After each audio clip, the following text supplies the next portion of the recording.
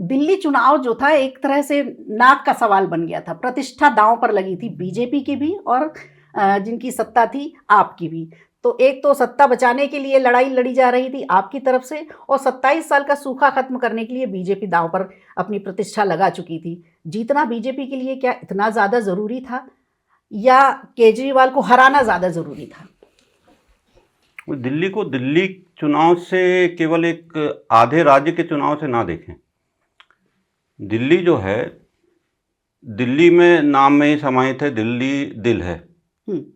तो भारत में जो भी होगा, भारत में आंतरिक विद्रोह होगा, अगर कोई गृह युद्ध होगा, ये सब जो चीज़ें होगी, उसका नैरेटिव जो सेट होगा वो दिल्ली से होगा। जो हम देखते हैं कि भारत को तोड़ने वाली शक्तियां जो हैं वो बहुत बुरी तरीके से सक्रिय हैं, जो पूरे दुनिया में चल रहा है। अभी हम देख रहे हैं, बांग्लादेश में हो गया, श्रीलंका में हो गया और कई देशों में हो रहा है। तो दिल्ली में नैरेटिव कैसे सेट किया जाता था, इसको लेकर समझिए कि दिल्ली में एक सरकार होनी ऐसी जरूरी है जो राष्ट्रीय हित के बारे में सोचे। एक बात नहीं, यहाँ पर मैं थोड़ा सा रोकूंगी आपको।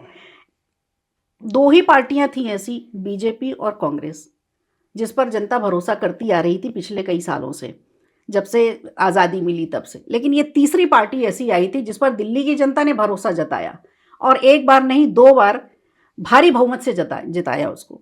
लेकिन फिर ऐसा क्या हो गया कि आपको ठेंगा दिखा दिया दिल्ली की जनता ने और बीजेपी की वापसी कराई? देखिए, कोई भी आंदोलन होता है तो आंदोलन काल परिस्थिति के अनुसार होता है। यह आंदोलन जो अन्ना आंदोलन था वो 2012 में हुआ था। अन्ना जी गांव के एक बहुत सीधे साधे समाज सुधारक, सीधे साधे व्यक्ति है। उनके कंधे पर सवार होकर जो व्यक्ति आया वो व्यक्ति बहुत खतरनाक था। अन्ना जी सीधे सच्चे आदमी, बेचारे गांव के एक समाज सुधार हैं। गांव में शराबबंदी हो, गाली गलौज ना हो, परिवार आपसी में ठीक से रहें, वो सब काम करना उनका काम था। वो उस समय भ्रष्टाचार इतनी चरम पे था, घोटाले पे घोटाले रोज हो रहे हैं, कुछ समझ ही नहीं आ रहा था कि क्या हो रहा है। और देश के लोगों में, देश के मध्यम वर्गीय में, देश के युवाओं में एक बुरी तरीके की बेचैनी थी कि भारत में आखिरकार हो कैसे रहा है, क्या हो रहा है।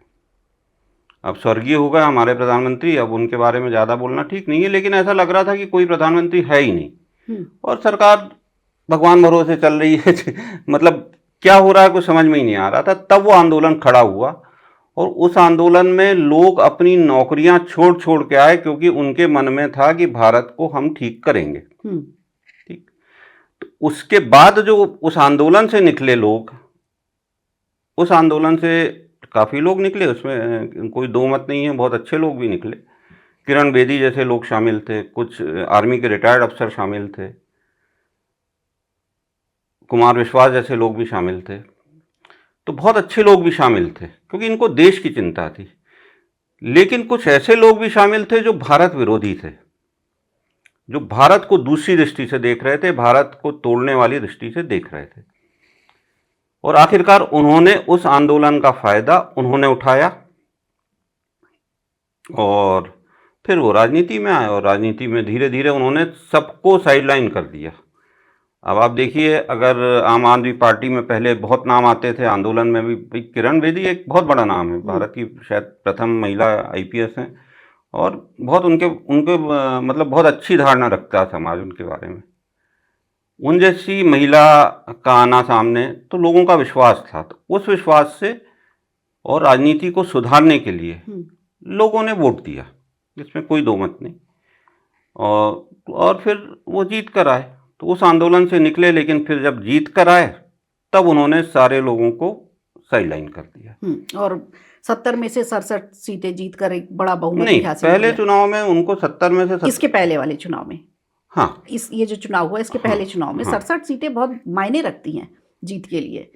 और उसके बाद अभी जो स्थिति बनी है 22 सीटों पे आपकी, 67 सीटें इनको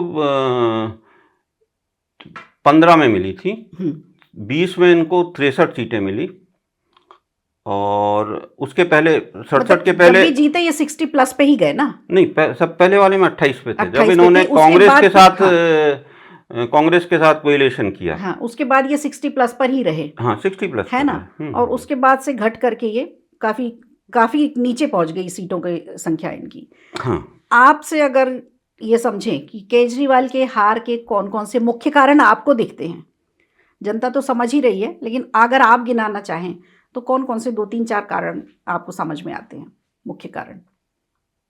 मुख्य कारण तो एक तो समझ में आता है कि बहुत बड़ा कारण है सोशल मीडिया, हम्म क्योंकि सोशल मीडिया के कारण सच ज़्यादा दिन छुपाया नहीं जा सकता। अब आप उसको ऐसे समझिए, हम्म कांग्रेस की थी शीला दीक्षित जी, अब नहीं है दुनिया में, बहुत अच्छी प्रशासक थी। हम्म कभी आपने उनका और एलजी का टकराव सुना? हम्म नहीं सुना। नहीं, ऐसा सुना 15 नहीं है। 15 साल उन्होंने शासन किया। दिल्ली में इंफ्रास्ट्रक्चर बहुत अच्छा बनाया, दिल्ली को बहुत बल्कि दिल्ली अभी लोगों को पता चला कि दिल्ली में कोई एलजी भी होते हैं। आम जनता को, जो राजनीति से या प्रशासन से जुड़े हैं उन्हें तो पता है, लेकिन जो आम जनता है उन्होंने शायद पहली बार सुना कि एलजी और मुख्यमंत्री में भी टकराव हो रहा है दिल्ली में। तो भाई हम एक संविधान के अनुसार चल रहे हैं, हमारे नियम कायदे कानून है, हमारे देश का एक संविधान है, उसके अनुसार काम होता है। अब ये थोड़ी होता है कि भाई कोई आज पार्षद जीत जाए और बोले मैं इस कॉलोनी का मालिक हो गया, या विधायक जीत जाए मैं इस क्षेत्र का मालिक हो गया। ये नहीं होता ना, हम तो एक प्रॉपर तरीके से चलते हैं। तो वहां से ये लोग आगे बढ़े। पर जैसा होता है कि भाई आप सपना दिखा सकते हो, लेकिन सपना तो रात खत्म होती है, सपना खत्म हो जाता है। लोगों का सपना देखा उन्होंने, इसका वास्तविक चेहरा देखा। और एक अपने यहाँ कहावत है नहीं, एक घटना है कि शेर भेड़िया था, उसने शेर अपने ऊपर पेंट कर रखा था, सब लोग शेर समझकर सब उसके साथ शेर जैसा व्यवहार करते थे। एक बारिश हुई, हल्का सा निकला तो उसको लोगों को लगा नहीं नहीं नहीं नहीं नहीं, ये तो शेर ही है। जब दूसरी बारिश हुई, तीसरी बारिश हुई, तो देखा नहीं, ये पता चल गया ये तो भेड़िया है। शेर का इसने केवल पेंट कर रखा था। आपका इशारा केजरीवाल की तरफ। बिल्कुल जी। और केजरीवाल में शीला दीक्षित जी को सम्मान पूर्वक बोल रहा हूँ कि मतलब ये नहीं कि वो कांग्रेस में थी या भाजपा के समर्थन में, वो बात नहीं है। केजरीवाल एंटी इंडिया फोर्सेज जो भारत में काम कर रही हैं, उनका एक खिलौना, सबसे बड़ा खिलौना केजरीवाल। कांग्रेस को की सत्ता जब गई तो उसमें केजरीवाल का बहुत बड़ा रोल रहा, क्योंकि केजरीवाल ने उस समय सिर्फ भ्रष्टाचार को टारगेट किया और एक एक करके सारे उनके जो घोटाले थे उनको गिनाते रहे। और बार बार आपको भी याद होगा कि वो हर बार फाइल खोलने की बात करते थे कि इसकी फाइल हमारे पास है, इसकी फाइल। एक भी फाइल उन्होंने खोली नहीं, हालांकि उनकी खुद की फाइल बनती चली गई। शराब नीति, नई आबकारी जो शराब नीति लेकर के आए थे 2021 में, उसके बाद से वही नीति इनके पतन का कारण बनी क्या? क्योंकि उस शराब नीति के बाद इनके जो नेता थे वो एक के बाद एक जेल गए, फिर गिरफ्तार हुए, फिर जमानत पर बाहर आए। तो ये सब चीज़ें जो थी क्या उनके पतन का कारण बनी? क्योंकि दिल्ली की जनता ने शराब नीति को बहुत ज़्यादा टारगेट किया और उससे बहुत नाराज़ रही। एक पर एक फ्री आप दे रहे हो जो। देखिए, शराब नीति तो एक कारण है, बिल्कुल है, पर केजरीवाल का भ्रष्टाचार के विरुद्ध लड़ाई में आया, बिल्कुल ठीक बात है। भ्रष्टाचार से सभी परेशान थे उस समय, और किसी एक व्यक्ति का आना था और केजरीवाल आया। और मैं जानबूझकर आया शब्द का उपयोग कर रहा हूँ क्योंकि मेरे मन में उसके प्रति कोई सम्मान नहीं है। अब जब इसका जो एक अहंकार, दूसरी इसकी महत्वाकांक्षा, उसकी इतनी अधिक महत्वाकांक्षा बढ़ गई कि मैं अब अगर दिल्ली पर कब्जा कर सकता हूँ तो मैं पूरे भारत पर कब्जा कर सकता हूँ। मतलब पीएम बनने की इच्छा, प्रबल इच्छा थी उनकी। बिल्कुल, पीएम बनने की इच्छा। और पीएम बनने की इच्छा तब तक ठीक है कि आप सीएम तक तो ठीक हो, जो भी हो, बहुत तेज गति से पीएम बनने की इच्छा। भाई दूसरे लोग भी आए हैं, दूसरी पार्टियां भी हैं। तेज गति से नेशनल पार्टी तो बनाई उन्होंने बहुत। हाँ, तेज गति से बनाई उन्होंने। हाँ, तेज गति से बनी है नेशनल पार्टी। हाँ, तो वो वही है कि बारिश होगी तो धीरे धीरे रंग उतरेगा। रंग उतरेगा। तो बिल्कुल जहाँ ठीक से भी पंजाब के कारण नेशनल पार्टी बने हैं, हम्म तो अब रंग उतरेगा तो पता चलेगा, क्योंकि हम्म पंजाब एक बॉर्डर स्टेट है, सिख एक मार्शल कौम है, और वहाँ खालिस्तान आंदोलन को पुनर्जीवित करने का काम केजरीवाल ने कर दिया है, और वो एक आग से खेलने वाला काम है। हम्म लेकिन एक सामान्य सिख वो एंटी नेशनल नहीं है। हम्म लेकिन वहाँ भी वही हुआ कि इतना फ्री में दे देंगे, ऐसा कर देंगे और वैसा कर देंगे। तो पहली बार तो सबको बहुत अच्छा लगता है, लेकिन खालिस्तान को आप समझिए, खालिस्तान जो है वो पाकिस्तान का मूवमेंट नहीं है, खालिस्तान अमेरिका का मूवमेंट है, भारत को अस्थिर करने वाला। अच्छा। और खालिस्तान सीआईए का बच्चा है। आईएसआई तो उसको मतलब जैसे अपन, अब वो शब्द बोलना ठीक नहीं है, लड़के लपाड़े जो होते हैं ना, वो जैसा है कि आईएसआई उसको उस तरीके से सपोर्ट करते, ड्रग्स भेजना और फलाना करना। तो वो खालिस्तान अगर खड़ा हो जाता है, एक मार्शल कौम खड़ी हो जाती है, यहाँ तक कि मार्शल कौम में अपने यहाँ सिख रेजिमेंट बहुत अच्छी रेजिमेंट मानी जाती है, उसमें कोई विद्रोह हो जाता है, और उसमें हमने देखा हमारी प्रधानमंत्री का एक हत्या होते हुए देखी है हमने। वो प्रधानमंत्री थी, वो किसी भी पार्टी की थी, वो हमारे देश की प्रधानमंत्री थी, बिल्कुल। वो हत्या हमने देखी है, और वैसा देखे हैं दंगे। हिंदू वो सिख, वो कांग्रेस और सिख दंगे थे, अगर हिंदू सिख दंगे होते हैं तो स्थिति और खराब हो सकती थी। अब तो उसको पुनर्जीवित करने वाला काम सीआईए करेगा, क्योंकि एक चीज पक्की है कि सीआईए और डीप स्टेट, जो कुछ लोग हैं जो सीआईए के माध्यम से काम कराते हैं, ये लोग कभी भी कोई इंडिपेंडेंट नेशन नहीं चाहते, मजबूत देश नहीं चाहते। जो भी मजबूत होने की कोशिश करेगा, ये उसकी टांगे काटेंगे, ये उसके यहाँ कुछ ना कुछ करेंगे। विषय आज का नहीं है, नहीं तो किसी दिन मणिपुर पे भी करेंगे कि मणिपुर भी कैसे सामने आ रहा है। बिल्कुल ठीक है, मणिपुर पर एक पूरा प्रोग्राम करेंगे। हाँ, वीरेंद्र अभी उन्होंने रिजाइन भी कर दिया सीएम ने, वीरेंद्र सिंह ने। हाँ, तो वो अलग से बातचीत करेंगे, पर खालिस्तान को अलग करना, भारत को तोड़ना, तो ये बहुत बड़ा विषय था, और इसमें दिल्ली का सपोर्ट मिलना। अगर 2 मिनट हो तो आपको 2-3 आपको नैरेटिव वाले मामले बताता हूँ। बताइए। सीआईए, अच्छा, मुसलमान जो है वो दिमाग से नहीं सोचता, होता है कि नहीं मुझे नहीं मालूम, लेकिन दिमाग से नहीं सोचता। अब जो सीआईए का आंदोलन जो शाहीन बाग हुआ, उसकी क्या आवश्यकता थी? सीआईए में दूर दूर तक भारत के किसी भी नागरिक, वो हिंदू हो, मुसलमान हो, ईसाई हो, फलाना हो, ढिमका हो, किस धर्म को मानता हो, नहीं मानता हो, जो भी हो, उसका कोई संबंध नहीं था। लेकिन एक आंदोलन दिल्ली से खड़ा हुआ और पूरे भारत में फैला, और ट्रम्प के आने के ठीक पहले दिल्ली में दंगा हुआ। अच्छा हुआ भारत में हिंदू बाहुल्य है, तो यहाँ पे सहन शक्ति ज़्यादा है, तो वो चीज़ें ज़्यादा नहीं फैली। वो एक किसान आंदोलन, वही पंजाब से सारी चीज़ें आई। सामान्य किसान नहीं थे, सामान्य किसान ज़्यादा मतलब वैसे उसमें नहीं रहते, किसानों के फ़ायदे में था वो आंदोलन। वो जो कानून आया था, वो बिल जो आया था, वो किसानों के फ़ायदे में था। लेकिन उसको सरकार, उसको भी पूरे देश को अस्थिर करने के लिए उपयोग किया गया। 26 जनवरी की परेड को डिस्टर्ब करने के लिए किया गया। यहाँ तक कि हमने देखा कि लाल किले पे तिरंगा उतारा गया, खालिस्तानी झंडा लगाने के लिए। तो ये इस तरीके से जो मूवमेंट हो रहे थे। और तीसरा, एक आम सामान्य जन सामान्य के दिमाग में ईवीएम के प्रति संदेह पैदा करना। अच्छा, ये जो केजरीवाल जो कर रहा था ना, ये करता था कि ये विधानसभा का सत्र, जैसे विधानसभा चलती है तो उसका अपना प्रोटोकॉल है, उसके अपने नियम है, और उनके नियम के अनुसार अगर कोई सत्र खत्म होता है, जैसे अभी बजट सत्र सब जगह होगा, तो बजट सत्र खत्म होगा तो उसकी अपनी प्रक्रिया खत्म होगा।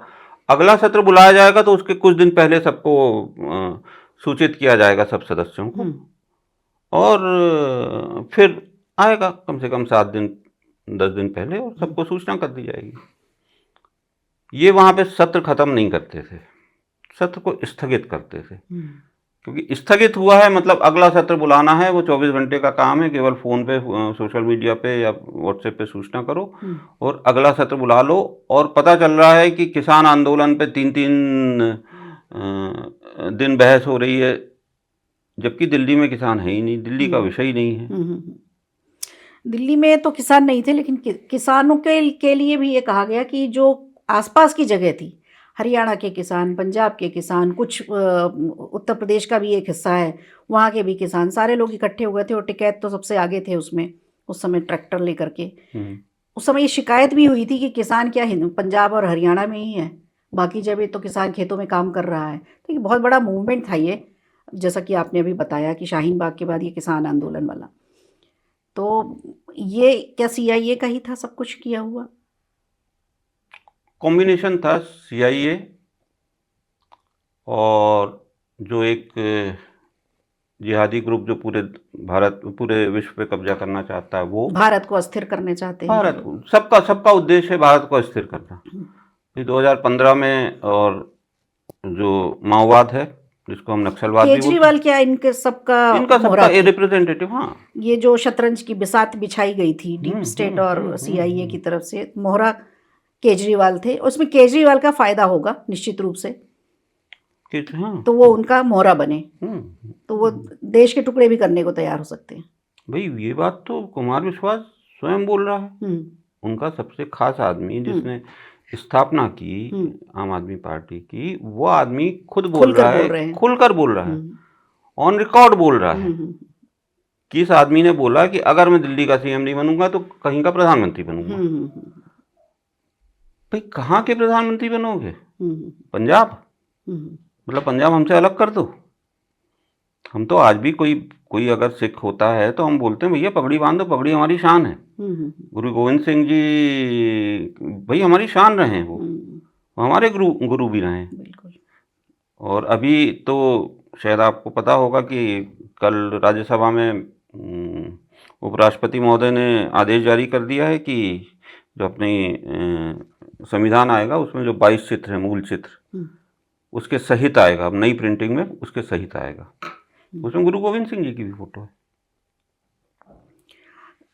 अभी जो चुनाव हुए हैं इसमें भी हम CIA का इन्वॉल्वमेंट समझ सकते हैं क्या? CIA 100% इन्वॉल्वमेंट है, 99.99 नहीं, 100%।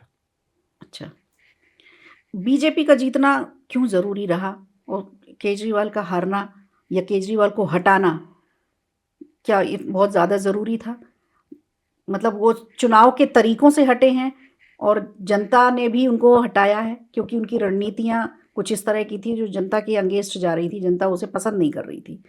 आम जनता तो नहीं समझती ना इस चीज़ को कि CIA का इन्वॉल्वमेंट है, खालिस्तानी मूवमेंट है, किसान आंदोलन चल रहा है, ये एक प्रोजेक्ट के तहत सारी चीज़ें हो रही है, लेकिन आम जनता की नाराज़गी देखी गई थी बहुत ज़्यादा। उन्होंने मारने पीटने तक की बात की थी, हमारे सामने केजरीवाल आ जाए तो हम ये कर देंगे, हमारे सामने केजरीवाल आए तो हम वो कर देंगे। नाराज़गी मतलब थी जनता की काफ़ी। देखिए CIA का इन्वॉल्वमेंट, जिहादी जो ग्रुप्स हैं उनका इन्वॉल्वमेंट, चीन के माओवादी ग्रुप का इन्वॉल्वमेंट, डीप स्टेट सबका इन्वॉल्वमेंट, लेकिन इसके साथ एक काम और करना होता है कि आपको जब सत्ता में बैठे होते हो तब आपको डिलीवर करना होता है। आपने जो बोला है उसको डिलीवर करना होता है। जो मैंने पहले बोला, इसका सबसे बड़ा कारण था सोशल मीडिया, क्योंकि इनके सारे जो इन्होंने बोला, बच्चों की कसम खाई, कोई किसी भी स्तर पे चला जाए, देखिए बच्चों की कसम भारत में नहीं खाई जाती। कसम हमारे लिए, हिंदुओं के लिए बहुत बड़ा शब्द होता है। कसम बच्चों की नहीं खाई जाती, और उस कसम को तोड़ना, गर्दन पे तलवार रख दो, हम बच्चों की कसम नहीं तोड़ सकते भाई, बच्चों की कसम। और इसने इतने झूठ बोले, और वो सब झूठ सारे सोशल मीडिया के माध्यम से नीचे तक गए। मतलब शेर भेड़िया के रूप में आया, लेकिन वो भेड़िया जीवित है, जीवित मैं उसको जीने बनने वाले सेंस में नहीं बोल रहा, हम्म, क्योंकि 43% वोट उसको आज भी मिले। मिले हैं, वोटों का प्रतिशत तो गया है। हाँ, वोटों का प्रतिशत ठीक ठाक है उसके पास।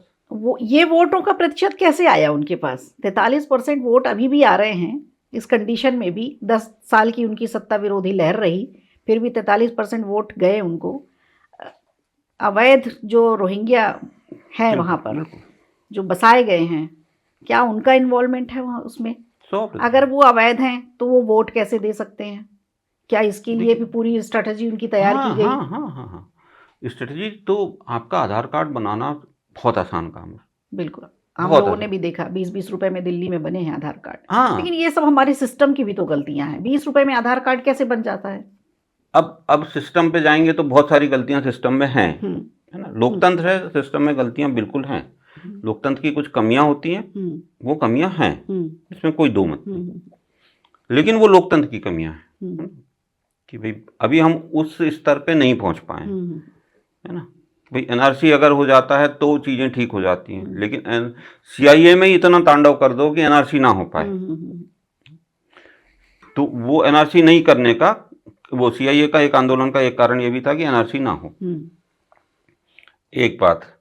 दूसरा, अभी पिछले दिनों, जब से इनको जमानत मिली और वो चुनाव के जैसे जैसे नज़दीक आ रहे थे, ये रेवड़ियां बांटते जा रहे थे, किराएदारों को भी फ्री, इनको भी 2100 रुपये, महिलाओं को भी फ्री। एक नई ग्रंथि योजना भी लेकर आए थे इस बार वो। नहीं, जितनी मौलवियों योजना के साथ साथ वो हिंदुओं को भी खुश करने के लिए, हिंदू पुजारियों के लिए भी वो योजना लेकर के आए थे। हाँ, जो आदमी पहले उन्होंने बोला भाई उनको, पहले उन्होंने बोला कि वो उनको देंगे, और दिया भी है कुछ समय, अपने मौलवी मौलाना उनको 16,000 18,000 जो भी एक है मंथली, उनको देते थे, काफ़ी समय से नहीं दे रहे। अब दिल्ली की आप पोजीशन समझिए, दिल्ली में राष्ट्रपति बैठते हैं, प्रधानमंत्री बैठते हैं, उपराष्ट्रपति बैठते हैं, लोकसभा सचिवालय है, लोकसभा अध्यक्ष बैठते हैं, हमारे पूरे करीब 800 लगभग राज्यसभा और लोकसभा मिलाकर सांसद हैं, वो बैठते हैं। उनके सारे ऑफिसेस, सारे मंत्रालय के हेड ऑफिसेस, सारे डिपार्टमेंट के हेड ऑफिसेस, और सरकार उससे संबंधित और राज्य सरकार के भी कर्मचारी, इन सबको अगर जोड़ें तो इन सब का जो सैलरी है और वहाँ का डेवलपमेंट जो है वो सारा केंद्र सरकार देख रही, पुलिस, वो पैसा केंद्र सरकार दे रही। वीडियो अच्छा लगा हो तो लाइक कीजिए, शेयर कीजिए और कमेंट बॉक्स में हमें ज़रूर बताइए।